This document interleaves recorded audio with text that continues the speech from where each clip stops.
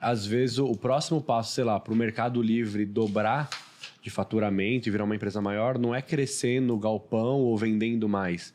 É ensinando os seus vendedores a vender mais que com a parte da educação. Igual vocês comentaram, tipo, do bar. Pô, às vezes, o próximo nível para a Ambev, talvez dobrar o seu tamanho, é ensinar todo mundo a gerir os seus negócios melhores, porque se você gerir seu negócio melhor, talvez você comece a faturar mais e consegue vender mais no final das contas. Tem um case interessante que a gente criou que exemplifica bem, porque o Walter falou do propósito manifesto através da educação e com essa visão transformacional. Mas é importante entender que isso gera escala. E esse é o novo marketing. Você quer ver um exemplo? A gente pegou uma empresa de colchão, criamos um curso sobre ensinar as pessoas a dormirem melhor, falando para essa empresa, ó, o negócio do seu negócio não é vender colchão, o seu negócio é ensinar o brasileiro a dormir melhor.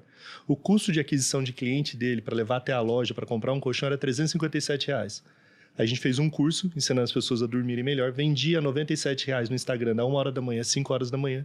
As pessoas compravam, davam um opt-in. O vendedor do colchão não era mais vendedor do colchão, ele virou um sonólogo. Aí ele ligava para esse cliente que comprou o curso. Ligava de madrugada? Não, no outro dia. Ligava no outro dia e falava, ó, vi que você comprou o curso e tal. Eu tenho hoje uma consultoria de 30 minutos gratuita que eu quero te oferecer, você não pode vir aqui na loja, te explicava. Ele tinha um script, então ele falava sobre luz azul, ele falava sobre endorfina, atividade física e tal. E no final, qual é a última pergunta que ele fazia? Será que o seu problema do sono não está relacionado ao colchão que você usa? O custo de aquisição desse cliente era R$357, ele caiu para R$68. Então o que a gente está falando é que se ele faz um curso realmente transformacional, ele investe para produzir um conteúdo que seja realmente relevante para aquela pessoa que não tinha coragem de dormir. Se ele treina esse colaborador que era vendedor para que de fato ele consiga dar a melhor consultoria, ele vai vender mais colchão a um custo de aquisição muito menor. Isso é education. Aí o cara vai ficar super feliz, porque às vezes o colchão do cara é até bom, mas se eu tivesse problema de insônia, eu compraria o colchão só de gratidão, porque o cara conseguiu fazer dormir melhor. Então, tem uma relação do sistema límbico do cérebro, assim. Quando a marca se posiciona através da educação e dá mais clareza a esse propósito, você tem uma relação emocional, né, com o seu cliente, uma você relação sabe afetiva. que quanto mais a gente estuda organizações exponenciais ou organizações que, independente do que está acontecendo no mundo, crescem 20%, 30% ao ano. Quando a gente percebe que há empresas que, independente da situação macroeconômica, são donas do seu destino, têm a sua empresa na mão, né? A gente tentou, de certa maneira destilar o que eram essas empresas, o que elas são fortes, e chegou à conclusão de que existem 5 fatores que, de certa maneira, todas elas têm maior do que as suas concorrentes, né? E que é isso provavelmente, não um fator, não outro fator, mas o conjunto de fatores que de alguma maneira alteram a realidade daquelas empresas, né? O primeiro fator, que a gente pode chamar dos 5 dedos da mão para você ter a empresa na sua mão, é o propósito, mas um propósito verdadeiro, genuíno e vivenciado. Um propósito que não é apenas um slogan que está na parede, mas algo que o dono ou os diretores acreditam e o público que trabalha dentro, assim também como o público fora, franqueados ou outros públicos, também participam desse mesmo propósito. A segunda parte é comunidade, gostar da sua comunidade.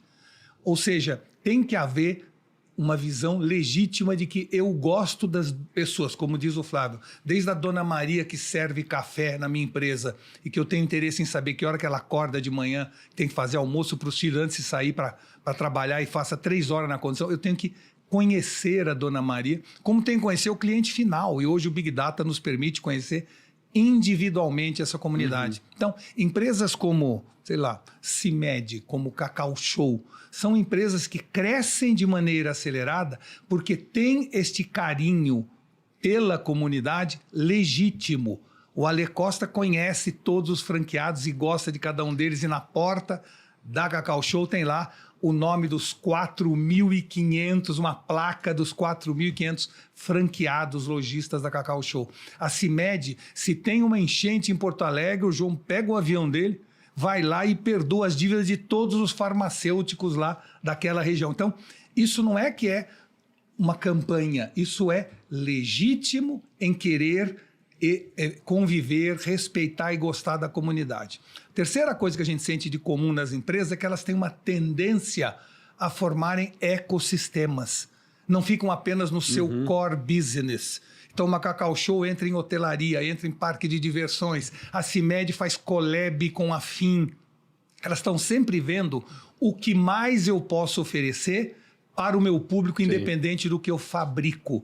Porque, no fundo, o que importa numa empresa são as suas conexões, né? Quarto, o que o Flávio falou e que ele é especialista, movimento. Eu, a partir de ter um propósito legítimo e escolhido baseado na minha essência, após ter um conhecimento pleno, um respeito, uma admiração e o carinho da comunidade e a possibilidade que eu enxergo de ver um ecossistema com múltiplas opções, o quarto é o movimento. Eu posso gerar um movimento legítimo, seja de uma Havan, colocar todo domingo de manhã ao pé da estátua um monte de gente fazendo ginástica, contrata personal trainers e fala, vamos ter no domingo ginástica ao pé da estátua. E chama milhares de pessoas daquela cidade para fazer ginástica, entender a importância do exercício físico regular.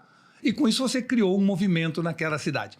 E quinto e último, engajamento. Hoje existem técnicas de gamificação que propiciam você engajar o seu público. O João, através das redes sociais, está engajando o público o tempo inteiro. O Alexandre Costa, através das suas redes sociais, está sempre engajando o público em causas legítimas. Então, na hora que você junta propósito, comunidade, ecossistema, movimento e engajamento, você tem os 5 dedos à mão e você passa a ter a empresa na sua mão. Mas tudo isso que eu falei tem que ser verdadeiro e legítimo, e não algo que eu publico, mas não pratico. E é interessante isso dos 5 dedos, que hoje as empresas estão buscando isso como alternativa, mas se você olha ali de trás para frente, é o que o Grupo Primo fez. Né? Vocês começaram com a Education, que é tipo assim, vamos criar movimento através da educação, começaram a lançar curso e tinha uma causa, falou assim, vamos transformar a educação financeira de todo mundo. Aí vocês criaram uma comunidade a partir da educação e depois vocês começaram a criar negócios que desenvolveram um ecossistema a partir disso. O que acontece é que as marcas têm dificuldade de fazer esse caminho inverso, porque elas já são negócios bem estabelecidos, elas estão no core delas, que é vender determinado produto, mas ela tem dificuldade. E eu queria chamar a atenção do primeiro propósito, que a gente fala de propósito, mas eu acredito muito no propósito potencial. A gente precisa, cara, de líderes mais viajantes do tempo. A gente precisa de líderes mais aspiracionais. O que é um líder viajante do tempo? É o cara que foi lá no futuro, voltou e conta para todo mundo o que ele já viu.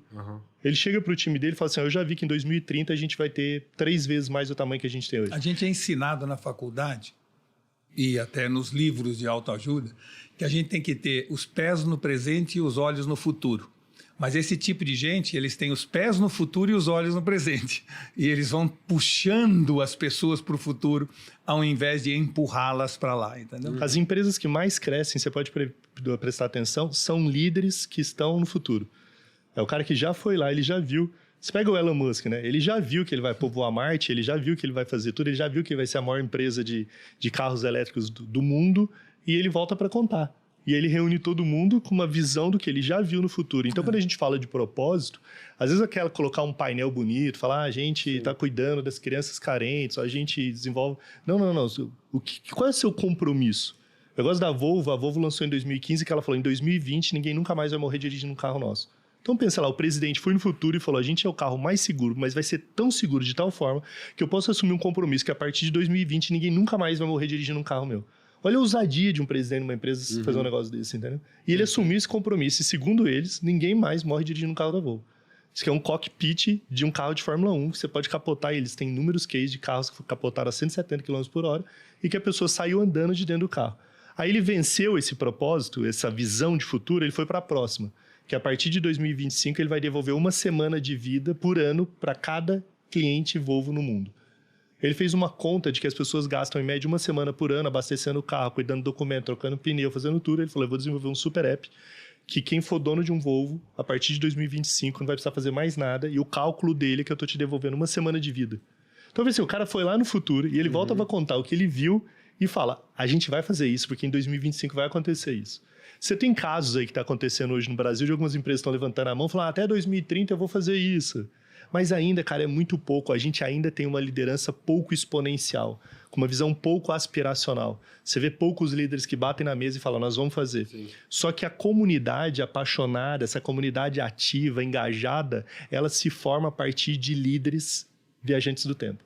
É o cara que foi lá no futuro e volta para contar o que está acontecendo. Então, quando a gente fala de propósito, é importante isso, porque tem muito empresário que está ouvindo e que os caras ficam fazendo um monte de curso de gestão por aí. Está fazendo curso de marketing, faz curso de growth, ele vai contratar um time de marketing lá para falar. Mas o cara não é aspiracional, ele não tem visão de futuro. Cara. Então ele não consegue engajar, cara, na causa eu vou dele. te falar, o Thiago, ele sentou comigo em 2017, foi março ou abril de 2017, num café da XP. Era um lugar lá, lembra no 11, na 3600? Tinha 4 mesinhas. Era ele, tinha 26 anos, eu tinha 22. E ele me vendeu o sonho. Falei assim, cara, a gente vai ser gigantesco. A gente vai ter uma empresa gigante. Nosso canal do YouTube vai ser o maior do Brasil. Ele me vendeu um sonho. Ele já sabia. Ele já sabia. E você Ele está sabia. vivendo hoje Tudo o isso que a futuro gente que ele vive falou. hoje, ele sabia em 2017. mesmo. Ele sabia. Por isso que existe tudo isso hoje. Ele sabia. Porque alguém sonhou. É muito interessante que todo líder que tem sucesso na sua organização, ele é simultaneamente um astronauta que viaja rumo ao futuro e depois volta para contar, como falou o Flávio, e é também um endonauta que faz uma viagem para dentro dele e analisa o que realmente move aquela pessoa. É isso que ele tem que fazer, o que é a essência dele. Porque é esta essência que, colocada para fora, vai fazer as coisas funcionarem. Né? Então, é uma viagem interna e uma viagem para o futuro simultaneamente que um profissional, um executivo, um líder de sucesso tem que ter. É engraçado importante- porque a